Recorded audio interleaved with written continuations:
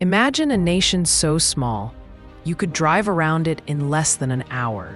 A nation so wealthy, its citizens paid no taxes, enjoyed free healthcare, and lived in luxury. A nation that invested in skyscrapers abroad, owned an airline, and was once the richest country per capita in the world. And yet, today, that same nation is bankrupt, scarred, and forgotten. This is not the story of a global empire. This is the story of Nauru, the island that flew too close to the sun and fell. Nauru's story begins not with its people, but with its soil. For thousands of years, seabirds flocked to this tiny island in the Pacific, leaving behind droppings that hardened into phosphate. This mineral, rich in nutrients, would one day become the foundation of modern agriculture. In the early 20th century, colonial powers discovered Nauru's hidden treasure. The British, Germans, and Australians quickly realized the island's potential. Phosphate was gold dust for farmers, and Nauru was sitting on mountains of it. Mining began, and the island's destiny was forever changed. By 1968, Nauru gained independence. Unlike many small nations, it had something extraordinary: control over its phosphate reserves. The government nationalized the industry, and suddenly, money poured in. For a nation of just 10,000 people, the wealth was staggering. Citizens enjoyed free education, free healthcare, and no taxes. The government invested abroad, buying skyscrapers in Melbourne, luxury hotels, and even an airline. Nauruans traveled the world, indulging in luxuries unimaginable for such a small nation. By the late 1970s and into the 1980s, Nauru was no longer just a wealthy island. It was a symbol of what sudden riches could create. For a nation of only 10,000 people, the scale of prosperity was unimaginable. The government's coffers overflowed with phosphate revenue, and the islanders lived lives that seemed more fitting for the citizens of global superpowers than for a tiny dot in the Pacific Ocean. At its peak, Nauruans were among the wealthiest people on Earth.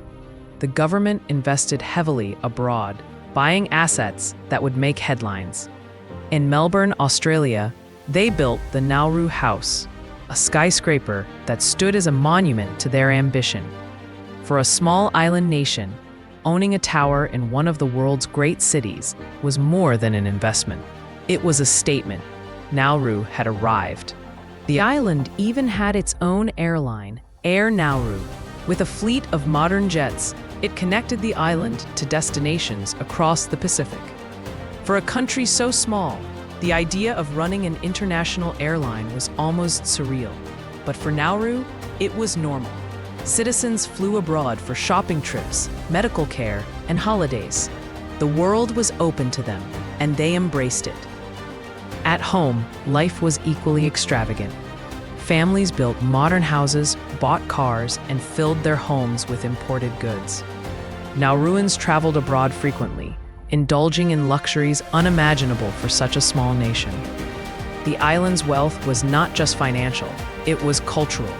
Nauruans saw themselves as global citizens, connected to the wider world in ways few small nations ever achieve. But beneath the glittering surface, cracks were forming. The phosphate reserves were finite. Every ton mined brought the island closer to depletion. The government's investments, while ambitious, were risky.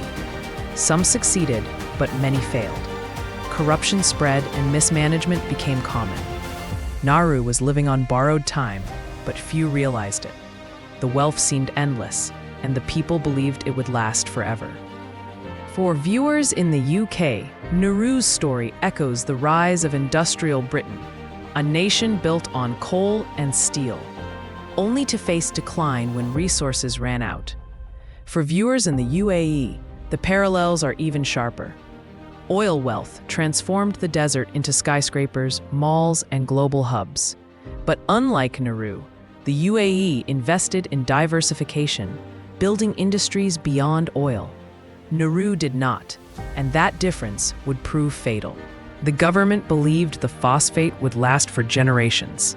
They spent lavishly, confident that the money would keep flowing.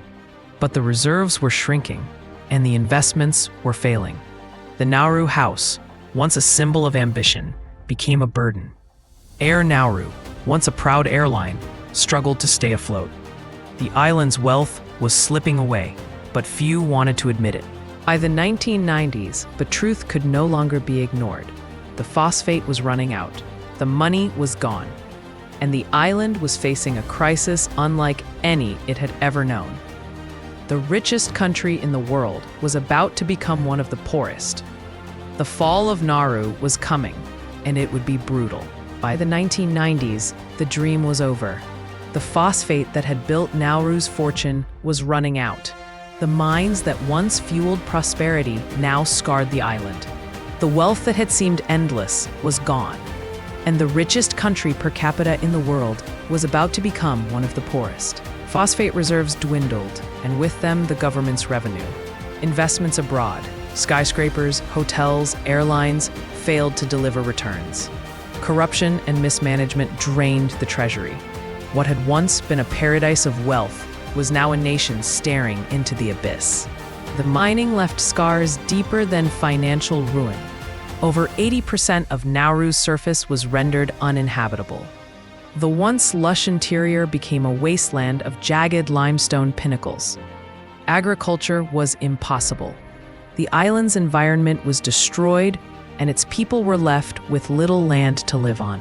With no industry left, Nauru turned to desperate measures.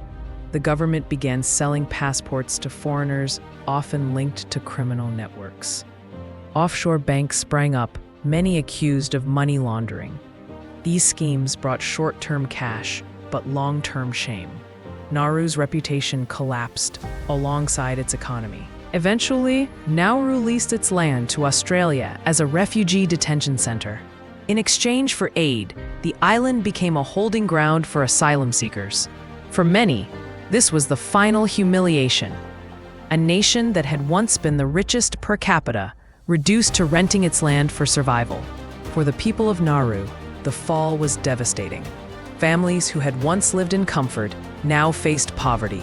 Health declined. Obesity and diabetes became rampant, fueled by imported processed foods. The island's social fabric unraveled. The dream of endless wealth had turned into a nightmare. For viewers in the UK, Nauru's collapse echoes the decline of coal towns, once thriving, now abandoned. For viewers in the UAE, the warning is sharper. Resource wealth can vanish overnight. Without diversification, even the richest nations can fall. Nauru's fate is a mirror held up to the world. From paradise to poverty, Nauru's fall was swift and brutal. The island that once symbolized wealth became a cautionary tale. But the story does not end here. What happened after the fall, and what lessons the world can learn, is perhaps the most important chapter of all.